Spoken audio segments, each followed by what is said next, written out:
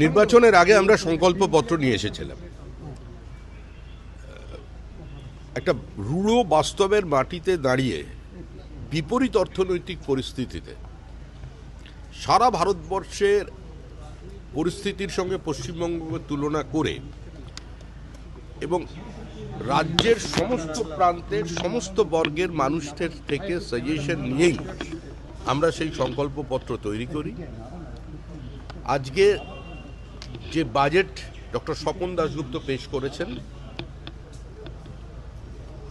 তারপর আমি স্বপন দাশগুপ্ত আমাদের মাননীয় অর্থমন্ত্রী এবং মাননীয় মুখ্যমন্ত্রী শ্রী শুভেন্দু অধিকারী দুজনকে অভিনন্দন জানাচ্ছি যে এই বাজেট সর্বব্যাপী বাজেট এবং এই বাজেট সর্বস্পর্শী বাজেট।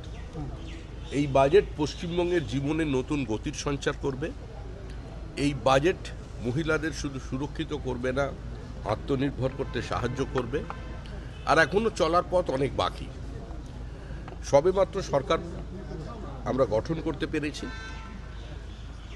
পশ্চিমবঙ্গের অর্থনৈতিক অবস্থা কোথায় ছিল এবং নতুন নতুন যে সমস্ত তথ্য বেরিয়ে আসছে তা থেকে এই সময় দাঁড়িয়ে সরকার যতটা করার ততটা করবার চেষ্টা করেছেন।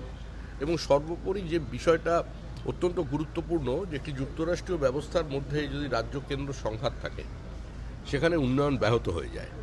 অন্তত পশ্চিমবঙ্গের ক্ষেত্রে সেটা হবে না। কৃষক থেকে শুরু করে পরিবহন এবং সাংবাদিকদের থেকে শুরু করে বিভিন্ন ছাত্রছাত্রী সমস্ত মানুষের কথা, গৃহহীন মানুষের কথা মাথায় রেখে বাজেট তৈরি হয়েছে। নিঃসন্দেহে এই বাজেট পশ্চিমবঙ্গের অর্থনীতিকে আরও শক্তিশালী করবে এবং সামগ্রিকভাবে উন্নয়নের গতিমুখকে পরিবর্তন করবে এবং ত্বরান্বিত করবে। রাজ্য সরকারের কর্মচারীদের একটা দীর্ঘদিনের ডিএ নিয়ে একটা বিষয় ছিল, সেখানে 20% ডিএ বাড়ানো।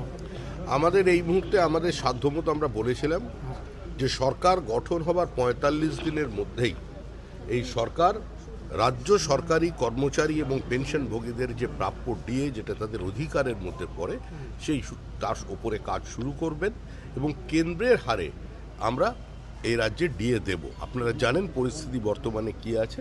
আমরা শুরু করলাম, আমাদের একটু সময় লাগবে। মুখ্যমন্ত্রীকে, অর্থমন্ত্রীকে আর একটু সময় দিতে হবে, শিল্পমন্ত্রীকে, তারা পরিস্থিতির পরিবর্তন। নতুন জেলা ঘোষণা হলো সমিতি অনেকগুলি, এতে কি মনে হয় যে দীর্ঘদিনের মানুষের ওখানে চাহিদা ছিল, আবেগ ছিল।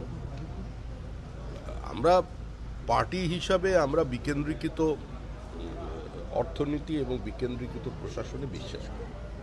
ডিসেন্ট্রালাইজেশন অফ পাওয়ার, এটা আমাদের পার্টির ঘোষিত অবস্থান এবং 50-এর দশক থেকেই তদানীন্তন ভারতীয় জনসংঘ এবং বর্তমানের ভারতীয় জনতা পার্টি এই কথা বলে এসেছেন।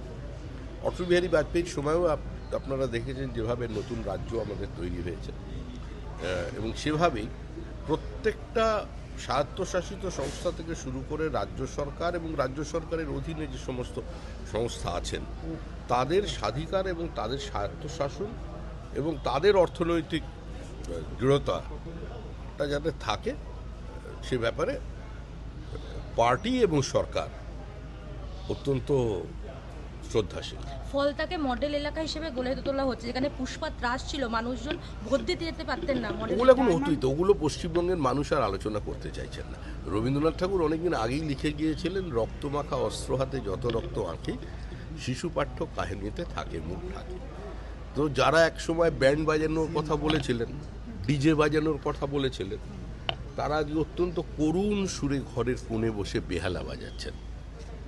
এর বাইরে কিছু নেই।